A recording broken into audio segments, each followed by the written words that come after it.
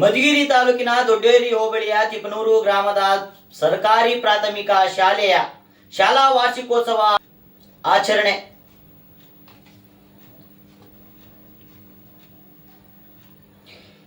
ಈ ಶಾಲಾ ವಾರ್ಷಿಕೋತ್ಸವ ಆಚರಣೆಯಲ್ಲಿ ಎಸ್ಡಿಎಂಸಿ ಅಧ್ಯಕ್ಷರು ಹಾಗೂ ಉಪಾಧ್ಯಕ್ಷರು ಸೇರಿದಂತೆ ಶಾಲೆಯ ಶಿಕ್ಷಕ ವೃಂದದವರು ಹಾಗೂ ಗ್ರಾಮಸ್ಥರು, ಪೋಷಕರು ಈ ಕಾರ್ಯಕ್ರಮದಲ್ಲಿ ಭಾಗಿಯಾಗಿದ್ದರು. ಶಾಲೆಯ ಮುದ್ದು ಮಕ್ಕಳು ತಮ್ಮಲ್ಲಿರುವಂತಹ ಪ್ರತಿಭೆಯನ್ನ ಪ್ರದರ್ಶನವನ್ನ ಮಾಡಿದ್ರು. ಸೇರಿ ಬಂದಂತ ಅತಿಥಿ ಗಣ್ಯರು ಶಾಲೆಯ ಮುದ್ದು ಮಕ್ಕಳಿಗೆ ಹಾಗೂ ಶಾಲೆಯ ಶಿಕ್ಷಕ ವೃಂದದವರಿಗೆ ಅಭಿನಂದನೆಯನ್ನ ಸಲ್ಲಿಸಿದ್ರು. ಇನ್ನಷ್ಟು ಮಕ್ಕಳಲ್ಲಿರುವಂತಹ ಪ್ರತಿಭೆಯನ್ನ ಹೊರತರುವಂತಹ ಕೆಲಸವನ್ನ ಮಾಡಬೇಕು ಎನ್ನುವ ಸಲಹೆಯನ್ನು ಸಹ ನೀಡಿದ್ರು.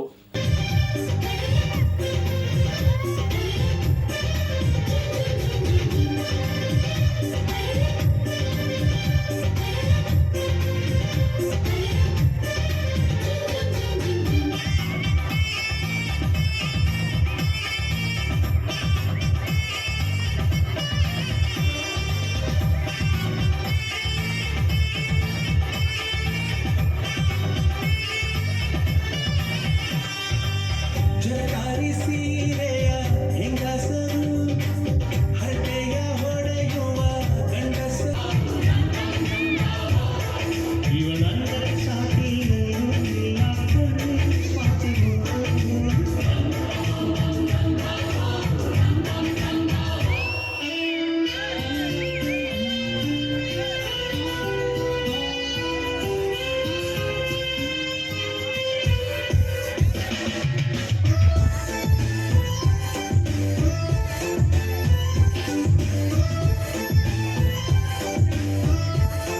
ತುಂಬ ಚೆನ್ನಾಗಿ ನಡೀಲಿ ಅಂತ ನಾನು ಇಲ್ಲಿ ಎಲ್ಲ ಮಕ್ಕಳಿಗೂ ಹೇಳ್ತೀನಿ. ತುಂಬ ಚೆನ್ನಾಗಿ ಮಾಡಿ ಪ್ರೋಗ್ರಾಮ್ ಸಕ್ಸಸ್ ಆಗಲಿ ಅಂತ ಎಲ್ಲ ಮಕ್ಕಳಿಗೂ ನಾನು ಆಶಿಸ್ತೀನಿ. ಹಾಗೆ ಈ ಒಂದು ಸಮಾರಂಭದಲ್ಲಿ ನೀವು ಇಷ್ಟು ಚೆನ್ನಾಗಿ ಎಲ್ಲರೂ ಸೇರಿ ಮಾಡ್ತಿರೋದು, ಅದರಲ್ಲೂ ಸರ್ಕಾರಿ ಶಾಲೆಗಳಲ್ಲಿ SCMC ಮತ್ತು ಪೋಷಕರು, ಶಿಕ್ಷಕರು ಎಲ್ಲರೂ ಸೇರಿ ಈ ಒಂದು ಪ್ರೋಗ್ರಾಮ್ನ ಮಾಡ್ತಾ ಇದ್ದಾರೆ. ಎಲ್ಲ ಶಾಲೆಗಳಲ್ಲೂ ಇದನ್ನು ಮಾಡ್ತಾ ಇರೋದ್ರಿಂದ ಸರ್ಕಾರಿ ಶಾಲೆ ಯಾವುದು, ಖಾಸಗಿ ಶಾಲೆ ಯಾವುದು ಒಂದು ಗೊತ್ತಾಗ್ತಿಲ್ಲ. ಅಷ್ಟು ಚೆನ್ನಾಗಿ ಎಲ್ಲ ಕಡೆನೂ ಪ್ರೋಗ್ರಾಮ್ ಬರ್ತಿದೆ. ಇನ್ನು ಮುಂದೆ ಚೆನ್ನಾಗಿ ಈ ಥರ ಪ್ರೋಗ್ರಾಮ್ಸ್ ನಡೀಲಿ, ಮಕ್ಕಳಿಗೆ ಒಳ್ಳೆ ಶಿಕ್ಷಣ ಸಿಗಲಿ. ಎಲ್ಲ ಮಕ್ಕಳು ಗುರು ಹಿರಿಯ ಶಿಕ್ಷಕರನ್ನು ಎಲ್ಲಾನು ಗೌರವಿಸುತ್ತಾ ಸಮಾಜಕ್ಕೆ ನಿಮಗೆ ಬೇಕಾಗಿರುವಂತಹ ಮೌಲ್ಯಗಳನ್ನ ತಿಳ್ಕೊತಾ ನಿಮ್ಮ ವಿದ್ಯೆಯನ್ನು ಗಳಿಸ್ತಾ ನೀವು ಎಲ್ಲರೂ ಉತ್ತಮ ಜನರಾಗಲಿ, ಒಳ್ಳೆಯ ಒಂದು ಭಾವನೆ ಗುಣ ಮೌಲ್ಯ ಇರುವಂತಹ ಮಕ್ಕಳಾಗಲಿ ಅಂತ ನಾನು ಎಲ್ಲ ಮಕ್ಕಳಿಗೂ ದೇವರಲ್ಲಿ ಚೌಡೇಶ್ವರಿಯಲ್ಲಿ ಕೇಳ್ಕೊತಾ ಎರಡು ಮಾತುಗಳನ್ನ ಮುಗಿಸ್ತಿದ್ದೀನಿ. ಧನ್ಯವಾದ. ವಾರ್ಷಿಕೋತ್ಸವ ಚಿಣ್ಣರ ಸಿರಿ ಸಂಜೆ ಈ ಒಂದು ಕಾರ್ಯಕ್ರಮದ ವೇದಿಕೆಯಲ್ಲಿ ಆಸೀನರಾಗಿರುವಂತಹ ಪಂಚಾಯಿತಿ ಅಧ್ಯಕ್ಷರು, ಸದಸ್ಯರು ಹಾಗೂ ಶಾಲಾ SDMC ಅಧ್ಯಕ್ಷರು, ಉಪಾಧ್ಯಕ್ಷರು, ಸದಸ್ಯರು ಹಾಗೂ ಪೋಷಕರು ಎಲ್ಲರಿಗೂ ಸಹ ನಮಸ್ಕರಿಸುತ್ತಾ, ಈಗ ನಾನು ಒಂದು ಇಲಾಖಾ ಅಧಿಕಾರಿಯಾಗಿ, ಒಂದು ಕಿರು ಅಧಿಕಾರಿಯಾಗಿ ನಾನು ಮಕ್ಕಳಿಗೆ ಹೇಳಿ ಬಯಸ್ತಾ ಇದ್ದೀನಿ. ಮಕ್ಕಳೇ, ಈಗ ನಾನೆಲ್ಲ ನಿಮಗೆ ಶಾಲೆಗೆ ಭೇಟಿ ಕೊಡ್ತಾ ಇದ್ದೀನಿ. ಭೇಟಿ ಕೊಟ್ಟಾಗೆಲ್ಲ ನಾನೆಲ್ಲ ಹೇಳ್ತಿದ್ದೀನಿ ಅಂತೆಲ್ಲ ನಿಮ್ಗೆ ಗೊತ್ತಿದೆ.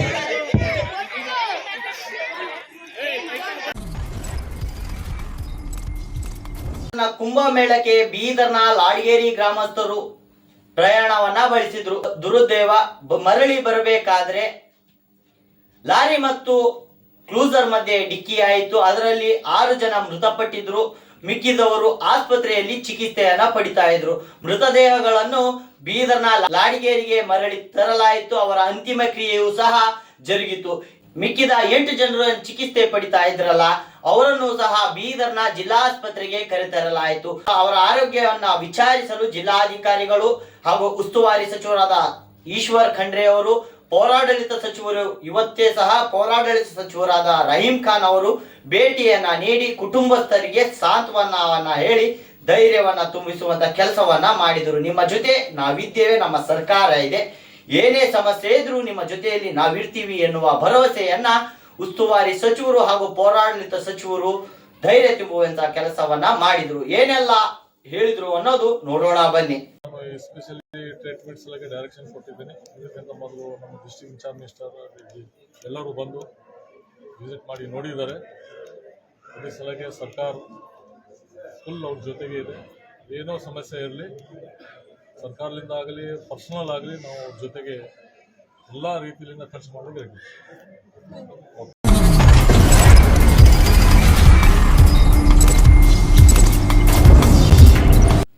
ರಾಜ್ಯ ಮಟ್ಟದ 15ನೇ ಪಾರಂಪರಿಕ ವೈದ್ಯ ಮೇಳದ ಕುರಿತು ಬೀದರ್ನಲ್ಲಿ ಜಿಲ್ಲಾ ಉಸ್ತುವಾರಿ ಸಚಿವರು ಹಾಗೂ ಪೌರಾಡಳಿತ ಸಚಿವರು ಜಂಟಿ ಸುದ್ದಿಗೋಷ್ಠಿಯನ್ನ ನಡೆಸಿದರು.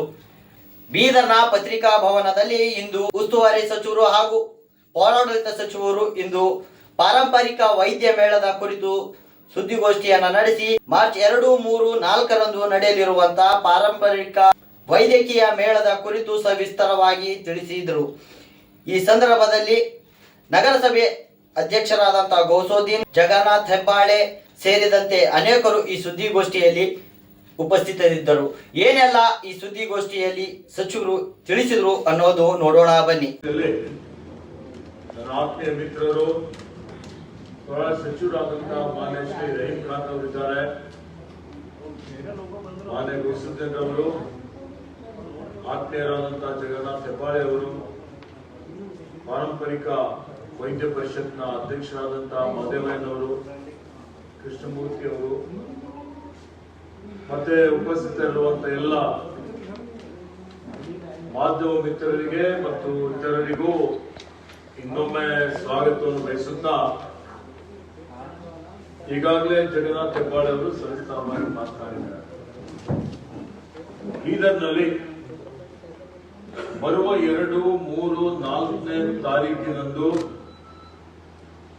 ಕರ್ನಾಟಕ ಜೀವ ವೈವಿಧ್ಯ ಮಂಡಳಿ, ಪಾರಂಪರಿಕ ವೈದ್ಯ ಪರಿಷತ್ ಕರ್ನಾಟಕ ಬ್ಯಾಂಗ್ಳೂರು, ಮತ್ತೆ ಕಲ್ಯಾಣ ಕರ್ನಾಟಕ ಪಾರಂಪರಿಕ ವೈದ್ಯ ಪರಿಷತ್ ಇವೆಲ್ಲರ ಸಂಯುಕ್ತಾಶ್ರಯದಲ್ಲಿ 15ನೇ ರಾಜ್ಯ ಮಟ್ಟದ ಪಾರಂಪರಿಕ ವೈದ್ಯ ಸಮ್ಮೇಳನ ಆಯೋಜನೆ ಮಾಡಲಾಗಿದೆ.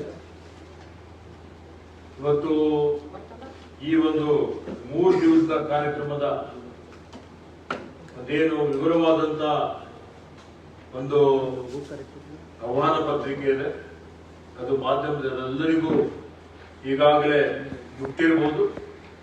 ಮುಟ್ಟದೇ ಇದ್ರೆ ಮುಟ್ಟಿಸಿ ಅನ್ನುವಂತ ಮಾತನ್ನು ನಾನು ಇಲ್ಲಿ ಹೇಳಿಕೆ ಬಯಸ್ತಾ ಇದ್ದೀನಿ. ಆತ್ಮೀಯ ಬಂಧುಗಳೇ, ತಮ್ಮೆಲ್ಲರಿಗೆ ತಿಳಿದಿರುವಂತೆ ಇವತ್ತು ಕರ್ನಾಟಕ ರಾಜ್ಯ ಅತ್ಯಂತ ಶ್ರೀಮಂತವಾದಂತಹ ಒಂದು ಜೀವ ವೈವಿಧ್ಯತೆಯ ತಾಣವಾಗಿದೆ. ನಮ್ಮ ರಾಜ್ಯದಲ್ಲಿರುವಂತದ್ದು ಏನು ಪಶ್ಚಿಮ ಘಟ್ಟ ಇದೆ, ಮತ್ತೆ ಇವತ್ತು ಇತರ ಪ್ರದೇಶಗಳಿದ್ದಾವೆ. ಇಲ್ಲೆಲ್ಲ ಯಾವ್ಯಾವ ಇವತ್ತು ಅನೇಕ ಪ್ರಭೇದಗಳ ಸಸ್ಯಗಳಿದ್ದಾವೆ, ವಿವಿಧ ಪ್ರಭೇದಗಳ ಪ್ರಾಣಿಗಳಿದ್ದಾವೆ, ಕೀಟ ಸಂಕುಲ ಇದೆ. ಇವತ್ತು ಇವೆಲ್ಲ ಭೂಮಿ ಮೇಲೆ ಏನು ಜೀವ ಜಂತುಗಳಿದ್ದಾವೆ, ಇಲ್ಲಿ ಇರುವಂತಹ ಸಸ್ಯ ಸಂಕುಲ, ಕೀಟ ಸಂಕುಲ, ಪ್ರಾಣಿ ಸಂಕುಲ, ಪಕ್ಷಿ ಸಂಕುಲ ಮನುಷ್ಯನ ಹಾಗೆ ಇಲ್ಲದಕ್ಕೆ ಬದುಕಲಿಕ್ಕೆ ಹಕ್ಕಿದೆ. ಅದನ್ನು ಸಂರಕ್ಷಣೆ ಮಾಡುವಂಥದ್ದು ನಮ್ಮೆಲ್ಲರ ಆದ್ಯ ಕರ್ತವ್ಯವಾಗಿದೆ. ಮತ್ತೆ ಪ್ರಕೃತಿ ಪರಿಸರ ಸಂರಕ್ಷಣೆ ಮಾಡಬೇಕು, ಇದರ ಸಮತೋಲನ ಕಾಪಾಡಬೇಕು ಅಂತ ಹೇಳಿದ್ರೆ ಇದೆಲ್ಲವೂ ಮುಂದಿನ ಪೀಳಿಗೆಗೂ ಬಹಳ ಅವಶ್ಯಕತೆ ಇದೆ. ನಮ್ಗೆಲ್ಲ ಗೊತ್ತಿದೆ, ಹಿಂದೆ ಋಷಿಗಳು ಮುನಿಗಳು ಏನು ನಮ್ಮ ಎಲ್ಲ ಪೂರ್ವಿಕರಿದ್ರು, ಯಾವುದೇ ರೋಗಗಳಿಗೆ ಇವತ್ತು ಆಧುನಿಕ ಯುಗದಲ್ಲಿ ನಾವೆಲ್ಲ ಇದ್ದೀವಿ, ಅನೇಕ ಸಂಶೋಧನೆ ಮಾಡಿದ್ದೇವೆ, ಅನೇಕ ರೋಗಗಳಿಗೆ ಎಲ್ಲ ನಾವು ಔಷಧಿಗಳನ್ನು ಕಂಡುಹಿಡಿದಿದ್ದೇವೆ. ಮೊದಲೇ ಏನಾದರೂ ಔಷಧಿಗಳಿದ್ವಾ? ಇದ್ದಿಲ್ಲ. ಆದ್ರೆ ಎಲ್ಲಾ ರೋಗಗಳಿಗೆ ಇವತ್ತು ಚಿಕಿತ್ಸೆ ಇದೆ. ಪ್ರಕೃತಿ ಚಿಕಿತ್ಸೆ ಅನ್ನಬಹುದು ನೀವು, ಅಥವಾ ಗಿಡಮೂಲಿಕೆಗಳಿಂದ ಇವತ್ತು ರೋಗವಿಲ್ಲದ ಮನುಷ್ಯ ಇಲ್ಲ. ಅದೇ ರೀತಿಯಲ್ಲಿ ಇವತ್ತು ಏನು ಯಾವುದೇ ರೀತಿಯಲ್ಲಿ ನಮ್ಮಲ್ಲಿ ಏನು ಎಲ್ಲಾ ಸಸ್ಯಗಳಿದ್ದಾವೆ, ಅವೆಲ್ಲ ಸಸ್ಯಗಳಲ್ಲಿ ಅಂದ್ರೆ ಔಷಧಿ ಇಲ್ಲದ, ಔಷಧಿಯ ಗುಣಧರ್ಮ ಇಲ್ಲದ ಸಸ್ಯಗಳಿಲ್ಲ ಅಂತ ಹೇಳ್ಬೋದು. ಇಂಥ ಸಸ್ಯಗಳೇನಿದ್ದಾವೆ, ಆ ಸಸ್ಯಗಳಲ್ಲಿ ಯಾವ ಔಷಧಿಗಳಿದೆ, ಅದರಿಂದ ಯಾವ್ಯಾವ ರೋಗಗಳಿಗೆ ನಾವು ಪರಿಹಾರ ಕಂಡುಕೊಳ್ಳಬಹುದು, ಅದಕ್ಕೆ ಔಷಧಿಯಾಗಿ ಮಾಡಬಹುದು ಅನ್ನುವಂಥದ್ದು ದಿನೇ ದಿನೇ ಅದ್ರ ಬಗ್ಗೆ ಮಾಹಿತಿ ಕಡಿಮೆ ಆಗ್ತಾ ಇದೆ. ಜ್ಞಾನ ಬೇಕಲ್ಲ, ಅರಿವು ಬೇಕಲ್ಲ. ಅರಿವು ಹಿಂದಿನ ಒಂದಾನೊಂದು ಕಾಲದಲ್ಲಿ ಏನಿತ್ತು ಅಂತ ಹೇಳಿದ್ರೆ ನಾಟಿ ವೈದ್ಯರಿದ್ರು, ಪಾರಂಪರಿಕ ವೈದ್ಯರಿದ್ರು. ಆ ವೈದ್ಯರಿಗೆ ಅವನ ಅಜ್ಜ ಮುತ್ತಜ್ಜ, ಅವನ ಅಪ್ಪ, ಅವನಿಂದ ಅದೇ ಅವ್ರಿಗೆಲ್ಲರಿಗೆ ಗೊತ್ತಾಗ್ತಾ ಇತ್ತು, ಅವರಿಗೆ ಅಧ್ಯಯನ ಮಾಡ್ತಿದ್ರು.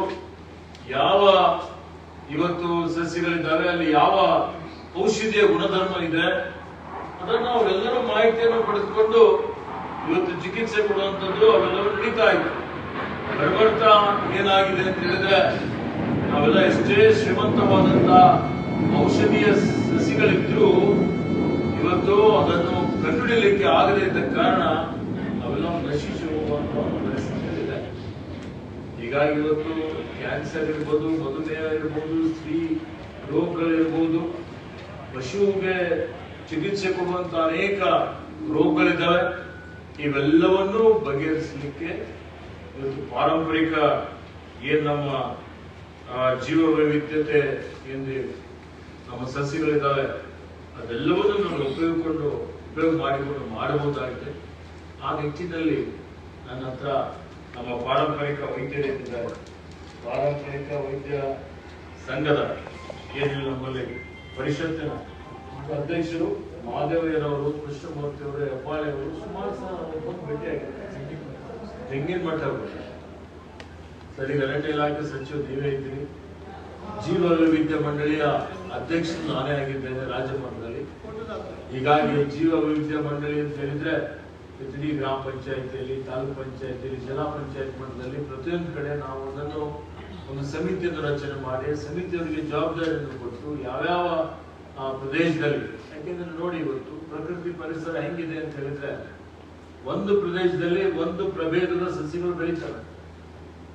ಬೀದರಲ್ಲಿ ಯಾವ ಪ್ರಭೇದದ ಸಸಿಗಳು ಬೆಳೀತವೆ ಅದೇ ಪಶ್ಚಿಮ ಘಟ್ಟದಲ್ಲಿ ಬೆಳೆಯೋದಿಲ್ಲ, ಪಶ್ಚಿಮ ಘಟ್ಟದಲ್ಲಿ ಬೆಳೆದಂಥದ್ದು ಬೆಂಗಳೂರಲ್ಲಿ ಬೆಳೆಯೋದಿಲ್ಲ. ಹೀಗಾಗಿ ಒಂದೊಂದಕ್ಕೆ ಒಂದೊಂದು ಮಹತ್ವ ಇದೆ. ಆ ರೀತಿಯಲ್ಲಿ ಇವೆಲ್ಲವನ್ನು ಅಧ್ಯಯನ ಮಾಡಬೇಕಾಗ್ತದೆ. ಸೊ ಇದಕ್ಕೆ ಹೆಚ್ಚಿನ ಒಂದು ಸರ್ಕಾರದ ಪ್ರೋತ್ಸಾಹ ಕೊಡಬೇಕು, ಜೀವ ವೈವಿಧ್ಯ ಮಂಡಳಿಯ ಪ್ರೋತ್ಸಾಹ ಕೊಡಬೇಕು ಅಂತ ಹೇಳಿದ್ರೆ ಇಂಥ ಒಂದು ರಾಜ್ಯ ಮಟ್ಟದ ಸಮ್ಮೇಳನ ಮಾಡಿ, ಈ ಸಮ್ಮೇಳನದ ಮುಖಾಂತರ ಸುಮಾರು 1000ರಿಂದ 1500 ಇವತ್ತೆಲ್ಲ ಪಾರಂಪರಿಕ ವೈದ್ಯರೇನಿರ್ತಾರೆ ಎಲ್ಲರೂ ಈ ಸಮ್ಮೇಳನದಲ್ಲಿ ಭಾಗವಹಿಸ್ತಾರೆ. 3 ದಿವಸಗಳವರೆಗೆ ಈ ಸಮ್ಮೇಳನ ಬಹಳ ವಿಸ್ತೃತವಾಗಿ ಚರ್ಚೆ ಮಾಡಿ ಅದರ ಏನು ಲಾಭಗಳೇನಿದೆ ಅದರಿಂದ ಅದೆಲ್ಲವನ್ನು ಇವತ್ತು ಜೀವ ವೈವಿಧ್ಯ ಮಂಡಳಿಗೆ ಒಂದು ವರದಿಯನ್ನು ಒಪ್ಪಿಸ್ತಾರೆ. ಅದರ ಮೇಲೆ ನಾವು ಮುಂದಿನ ಕ್ರಮವನ್ನು ತೆಗೆದುಕೊಳ್ಳುತ್ತೇವೆ. ಹೀಗಾಗಿ ಅತ್ಯಂತ ಮಹತ್ವದಾದಂತಹ ಒಂದು ರಾಜ್ಯ ಮಟ್ಟದ ಸಮ್ಮೇಳನ ಬೀದರ್ನಲ್ಲಿ ಪ್ರಪ್ರಥಮವಾಗಿ ಜರುಗ್ತಾ ಇದೆ. ಹಿಂದೆ ಮಾಡಿದ್ದಾರೆ, ಆದರೆ ಅದು ಬರೀ ಸ್ವಲ್ಪ ಅದು ದೊಡ್ಡ ಮಟ್ಟದಲ್ಲಿ ಆಗಲಿಲ್ಲ, ಎಲ್ಲರೂ ಅದರಲ್ಲಿ ಭಾಗಿಯಾಗಿಲ್ಲ. ಹೀಗಾಗಿ ಇಡೀ ರಾಜ್ಯದಾದ್ಯಂತ ಬೆಂಗಳೂರು ಹಿಡ್ಕೊಂಡು ಮೈಸೂರು, ಚಾಮರಾಜನಗರ ಎಲ್ಲ ಜಿಲ್ಲೆ 31 ಜಿಲ್ಲೆಗಳಿಂದ ಆಹ್ವಾನ ಮಾಡಿದ್ದಾರೆ.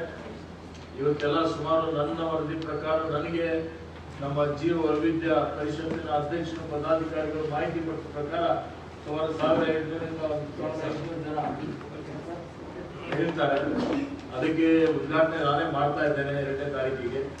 ಮತ್ತೆ ನಿಮ್ಮ ಗಂಗಾಳೆ ಕನ್ವೆನ್ಷನ್ ಹಾಲ್ ಅಲ್ಲಿ ಉದ್ಘಾಟನೆ ಇಟ್ಕೊಂಡಿದ್ದೇವೆ. ಸಾಯಂಕಾಲ ಇದರ ಗೋಷ್ಠಿ ಏನಿದೆ ಒಂದು 6 ಗೋಷ್ಠಿಗಳಲ್ಲ 11 ಗೋಷ್ಠಿಗಳು ಆಯೋಜನೆ ಮಾಡಿದ್ದಾರೆ. ಈ 11 ಗೋಷ್ಠಿಗಳಿಗೆ ಇವತ್ತು ವಿಶೇಷವಾದಂತ ಒಂದೇನು ಯಾರು ತಜ್ಞರಿದ್ದಾರೆ, ಸಂಶೋಧಕರಿದ್ದಾರೆ, ಅವರೆಲ್ಲರಿಗೆ ವಿಜ್ಞಾನಿಗಳಿದ್ದಾರೆ, ಅವರೆಲ್ಲರಿಗೆ ಆಹ್ವಾನ ಮಾಡಿದ್ದಾರೆ. ಇವತ್ತು ಅದಕ್ಕೆ ಹೆಚ್ಚಿನ ಸಂಖ್ಯೆಯಲ್ಲಿ ಮಾಧ್ಯಮಗಳು ವಿಶೇಷವಾಗಿ ಇದಕ್ಕೆ ಪ್ರಚಾರ ಕೊಡುವಂಥದ್ದು, ಇದನ್ನು ಜನಪ್ರಿಯಗೊಳಿಸುವಂತಹ ಒಂದು ಕೆಲಸ ಇವತ್ತು ಮಾಡಬೇಕು ಅಂತ ಹೇಳಿದರೆ ತಾವೇ ಮಾಡಲಿಕ್ಕೆ ಸಾಧ್ಯ ಇದೆ. ಅದಕ್ಕೆ ಮಾಧ್ಯಮದ ಮುಖಾಂತರ, ಸರ್ಕಾರದ ಮುಖಾಂತರ ನಾನು ವಿನಂತಿ ಮಾಡ್ತಾ ಇದ್ದೇನೆ. ಇವತ್ತೇನು 3 ದಿವಸಗಳವರೆಗೆ ಈ ಒಂದು ನಮ್ಮ ಪಾರಂಪರಿಕ ನಮ್ಮ ವೈದ್ಯ ಸಮ್ಮೇಳನ ನಡೀತಾ ಇದೆ.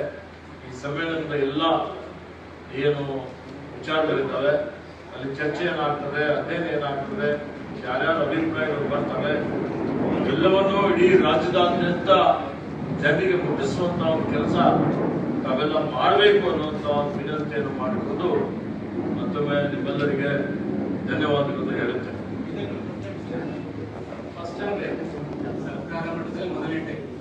ಸರ್ಕಾರದ ಮಟ್ಟದಲ್ಲಿ ಬೀದರ್ ಆಗ್ತಿರ್ತಕ್ಕಂಥದ್ದು ಮೊದಲನೇದು. ಮಠಾಧೀಶರಿಂದ ಮಾಡಿದ್ದಾರೆ, ಸಣ್ಣ ಪ್ರಮಾಣದ ಮಾಡಿದ್ದಾರೆ. ರಾಜ್ಯದಾದ್ಯಂತ ಎಲ್ಲರೂ ಇದರಲ್ಲಿ ಭಾಗವಹಿಸ್ತಾ ಇದ್ದಾರೆ. ಇದರ ವೈಶಿಷ್ಟ್ಯ ಗೊತ್ತುವಳಿ ಮಾಡ್ತಾರೆ. ಗೊತ್ತುವಳಿ ಮಾಡಿದಾಗ ಮತ್ತೆ ಮಾಧ್ಯಮದಲ್ಲಿ ಪ್ರಕಟಣೆ ಮಾಡ್ತಾರೆ. ಅವ್ರು ಏನೇನು ಸಮಾರಂಭದಲ್ಲಿ ಗೊತ್ತುವಳಿ ಮಾಡ್ತಾರೆ. ಈಗಲೇ ಏನಿದೆ ಅದು ಕೊಡ್ತಾರೆ. ಮಧುಮೇಹ ಇದೆ, ಕ್ಯಾನ್ಸರ್ ಇದೆ, ಸ್ತ್ರೀ ರೋಗ ಇದೆ, ಪಶು ರೋಗ ಇದೆ, ಅನೇಕ ರೋಗಗಳಿಗೆ ಚಿಕಿತ್ಸೆ ಕೊಡುವಂತ ಏನೇನು ಆಲೋಚನೆ ಇದೆ. ನೋಡಿ, ವಿಶೇಷವಾಗಿ ಇಲ್ಲೇನು ಗೋಷ್ಠಿಗಳು ಇಕ್ಕಿದ್ದಾರೆ, ಔಷಧೀಯ ಸಸ್ಯಗಳನ್ನು ಬೆಳೆಸುವುದು ಮತ್ತು ಮಾರಾಟ ಮಾಡೋದು, ಔಷಧಿ ಸಸ್ಯಗಳ ಸಂರಕ್ಷಣೆ ಯಾವ ರೀತಿಯಲ್ಲಿ ಮಾಡಬೇಕು, ಕ್ಯಾನ್ಸರ್ ರೋಗಕ್ಕೆ ಏನು ಚಿಕಿತ್ಸೆ ಇದೆ, ಸ್ತ್ರೀ ರೋಗ ಚಿಕಿತ್ಸೆಯಲ್ಲಿ ಔಷಧಿ ಸಸ್ಯಗಳ ಬಳಕೆ ಯಾವ ರೀತಿಯಲ್ಲಿ ಮಾಡಿಕೊಳ್ಳಬೇಕು. ಇವತ್ತು ಕೈತೋಟ ಸಂಸ್ಕೃತಿ, ನಮ್ಮ ಕೈತೋಟ ನಮ್ಮ ಸ್ವಾಸ್ಥ್ಯ, ಮನೆ ಮದ್ದು ಅಂತ ಹೇಳ್ತೀವಲ್ಲ, ಔಷಧಿ ಸಸ್ಯಗಳನ್ನು ಬೆಳೆಸುವುದು ಮತ್ತು ಬಳಸುವುದು, ಮಧುಮೇಹ ಚಿಕಿತ್ಸೆಯಲ್ಲಿ ಪಾರಂಪರಿಕ ವೈದ್ಯ ಪದ್ಧತಿ, ಇವತ್ತು ಪಶುರೋಗ ಚಿಕಿತ್ಸೆಯಲ್ಲಿ ಪಾರಂಪರಿಕ ವೈದ್ಯ ಪದ್ಧತಿ, ಈ ರೀತಿಯಲ್ಲಿ ಇವತ್ತು ಅನೇಕ ಪಾರ್ಶ್ವವಾಯು ಚಿಕಿತ್ಸೆಯಲ್ಲಿ ಪಾರಂಪರಿಕ ವೈದ್ಯ ಪದ್ಧತಿ, ಚರ್ಮರೋಗ ಚಿಕಿತ್ಸೆಯಲ್ಲಿ ಪಾರಂಪರಿಕ ವೈದ್ಯ ಪದ್ಧತಿ, ಮೂಲವ್ಯಾಧಿ ಚಿಕಿತ್ಸೆಯಲ್ಲಿ ಪಾರಂಪರಿಕ ವೈದ್ಯ ಪದ್ಧತಿ. ಇವತ್ತು ಈ ರೀತಿಯಲ್ಲಿ ಸುಮಾರು 11 ಗೋಷ್ಠಿಗಳು ಆಯೋಜನೆ ಮಾಡಲಾಗಿದೆ. ಬಹಳ ಉಪಯುಕ್ತವಾದಂತಹ ಗೋಷ್ಠಿಗಳಿದ್ದಾವೆ. ಹೀಗಾಗಿ ಹೆಚ್ಚಿನ ಸಂಖ್ಯೆಯಲ್ಲೂ ತಾವೆಲ್ಲ ಭಾಗಿಯಾಗಿ ಇವತ್ತು ಜನರಿಗೆ ಸುದ್ದಿ ಮುಟ್ಟಿಸುವಂತ ಕೆಲಸ ಮಾಡಬೇಕು ಅನ್ನೋಂಥ ಒಂದು ವಿನಂತಿಯನ್ನು ಮಾಡುತ್ತೇನೆ.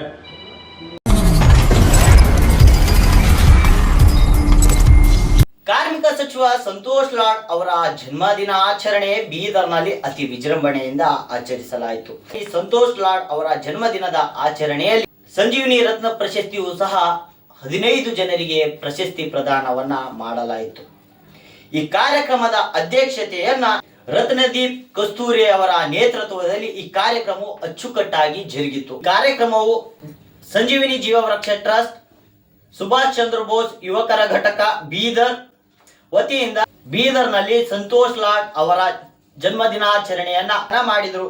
ಉದ್ಘಾಟಕರಾಗಿ ಗುರಮ್ಮ ಸಿದ್ದರೆಡ್ಡಿ, ಮುಖ್ಯ ಅತಿಥಿಗಳಾಗಿ ಚಂದ್ರಕಾಂತ್ ಗುದ್ಗೆ, ನ್ಯಾಯವಾದಿಗಳು ನಾರಾಯಣ ಗಣೇಶ್, ಜಾನ್ಸನ್ ಗೋಡೆ, ಪ್ರಶಾಂತ್ ದೊಡ್ಡಿ ಸೇರಿದಂತೆ ಹಲವಾರು ಜನರು ಈ ಕಾರ್ಯಕ್ರಮದಲ್ಲಿ ಭಾಗಿಗಳಾಗಿದ್ದರು.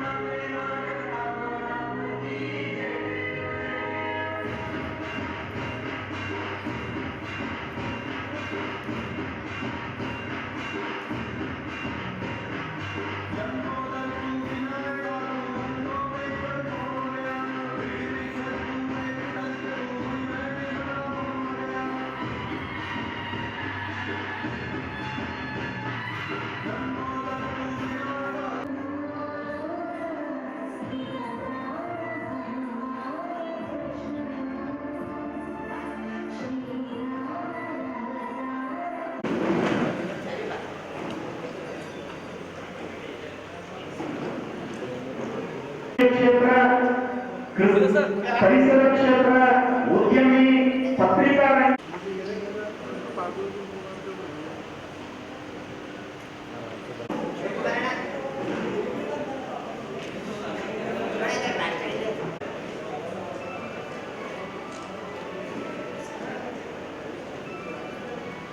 ಸನ್ಮಾನ್ ಶ್ರೀ ಸಂತೋಷ್ ಲಾಡ್ ಅವರು ಅಪತ್ರ ರಕ್ಷಕ ದಿನಾಚರಣೆ ಅವರು ಹುಟ್ಟುಹಬ್ಬದಿಂದ ಆಚರಣೆ ಮಾಡ್ತಾ ಇದ್ದಾರೆ. ತುಂಬಾ ಸಂತೋಷ. ನಾವು ಸುಖ ಶಕ್ತಿಯಿಂದಾಗ ಯಾರನ್ನು ಜಯಿಸುವುದಿಲ್ಲ.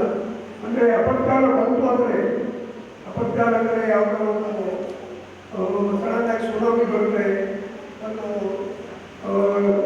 ಯಾವುದೋ ಒಂದು ಭೂಕಂಪ ಆಗ್ತದೆ, ಯಾವುದೋ ಒಂದು ಈ ಕುಂಭಮೇಳದಲ್ಲಿ ಎಲ್ಲರೂ ತಾಂತ್ರಿಕ ಸಿಕ್ಕಿಕೊಂಡು ಇಂಥ ಎಮರ್ಜೆನ್ಸಿ ಬಂತಂದರೆ ಅವರ ರಕ್ಷಣೆ ಹೇಗೆ ಮಾಡಬೇಕು, ಜನರ ಜೀವನ ಹೇಗೆ ಉಳಿಸಬೇಕು ಅಂಬುದರ ಬಗ್ಗೆ ಮತ್ತು ಅದೇ ರೀತಿ ಅವರಿಗೆ ಕೆಲಸ ಮಾಡಿ ಅವರ ಆದಷ್ಟು ಸಾವು ನೋವುಗಳು ಕಡಿಮೆ ಮಾಡೋದಕ್ಕೆ ಬಹಳ ಸಹಾಯ ಮಾಡ್ತಾರೆ. ನೀವು ಮಾಡ್ತಾ ಇದ್ದೀರಿ, ಬಹಳ ಒಳ್ಳೆಯ ಕೆಲಸ, ಶ್ಲಾಘನೀಯ. ಈ ಸಂದರ್ಭದಲ್ಲಿ ನಾನು ಒಂದು 2-3 ವಿಷಯ ಹೇಳೋಕ್ಕೆ ಇಷ್ಟಪಡ್ತೀನಿ. ಒಂದನೇದು ಏನಂದ್ರೆ, ನಾನು ಬಂದು 46 ವರ್ಷ ಆಯಿತು. ನನ್ನದು ಪುತ್ತೂರು ಕಿಟ್ಟ ಗ್ರಾಮ, ತಾಲೂಕಾ ಬಸವಕರಣ ಜಿಲ್ಲೆಯಿಂದ. ನಾನು ಇಲ್ಲಿ ಮೊದಲೇ ಸುಮಾರು 1000 ಜನರು ಸತ್ಯದವರನ್ನ ಜೀವಮಾನ ಬದುಕಿಸಿರಿ ಅಂದರೆ ಅಶುದ್ಧವಾಗಿ ಬದುಕಿಲ್ಲ. ಯಾಕಂದರೆ ಇದು ವೈದ್ಯರ ಕರ್ತವ್ಯ, ಒಂದು 3 ಎಕ್ಸಾಂಪಲ್ ಹೇಳ್ತೀನಿ. 1980ರಲ್ಲಿ ನಾವೇನೋ ಮದುವೆ ಆಗಿದ್ದಿಲ್ಲ. ನಾವು ಒಂದು ಕನ್ಯಾಕುಮಾರಿಗೆ ಹೋಗ್ತಾ ಇದ್ದೀವಿ.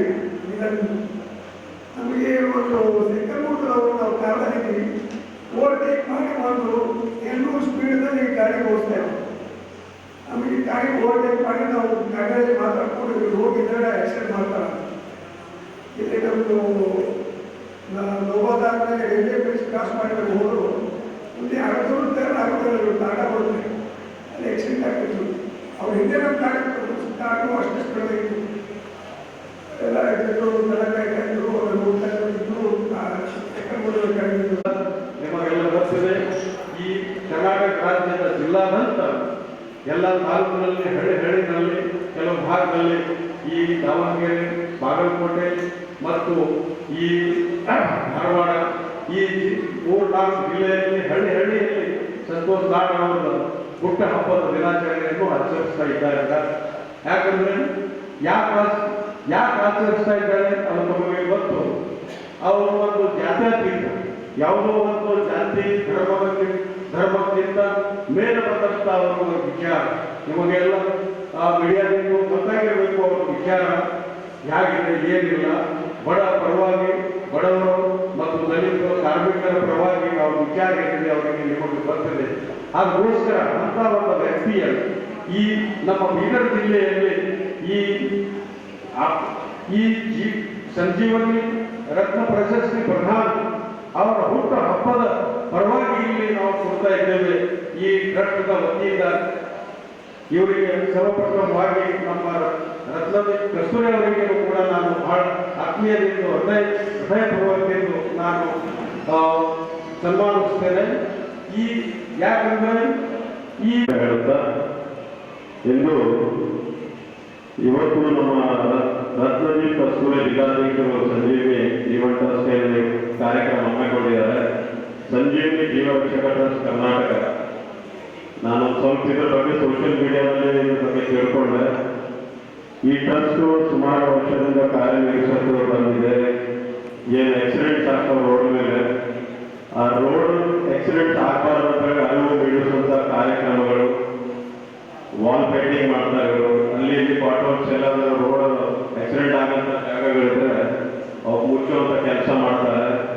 ಇದು ಸಣ್ಣ ಪುಟ್ಟ ಕೆಲಸ ಇದ್ದಿರ್ಬೇಕಾದ್ರೆ ಯಾರೋ ಜೀವ ಉಳಿತಂತ ಕೆಲಸ ಇಲ್ಲ. ಹಾಗಾಗಿ ಇವ್ರಿಗೆ ನಾನು ಅಭಿನಂದನೆ ಸಲ್ಲಿಸ್ತೀನಿ.